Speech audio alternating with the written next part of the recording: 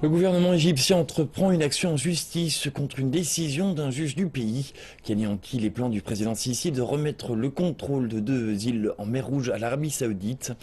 Le président égyptien avait annoncé que les îles Tiran et Sanafir seraient transférées en avril pendant la visite du roi Salamé. Les troupes égyptiennes sont stationnées sur ces îles à la demande de Riyad depuis 1950. Le gouvernement va soumettre ces documents à la Cour dimanche. Il devrait fournir les preuves que ces îles appartiennent bien à l'Arabie Saoudite.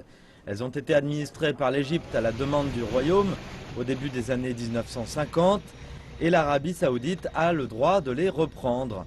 L'État devrait aussi chercher à rendre anticonstitutionnelle la décision du juge.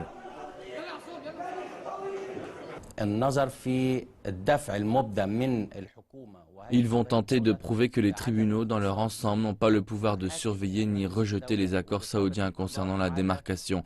Une question très importante sera soulevée. Les accords signés par l'administration avec d'autres pays doivent-ils être considérés comme des actions de souveraineté et échapper à la supervision de la justice? Tiran et Sanafir sont des îles inhabitées du golfe d'Aqaba en mer Rouge à la frontière avec Israël, la Jordanie, l'Égypte et l'Arabie Saoudite. La plupart des Égyptiens n'avaient jamais entendu parler de ces îles. Pourtant, des centaines de personnes sont descendues dans les rues pour dénoncer l'accord passé avec l'Arabie Saoudite. 150 personnes ont été arrêtées puis relâchées.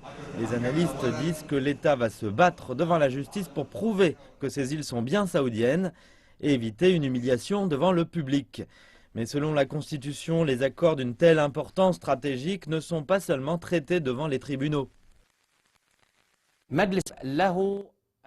Le tribunal peut surveiller les accords signés par le gouvernement avec un autre pays ou une entreprise. Il a le droit de ratifier l'accord. Les membres du Parlement disent qu'ils n'ont pas encore discuté de l'accord.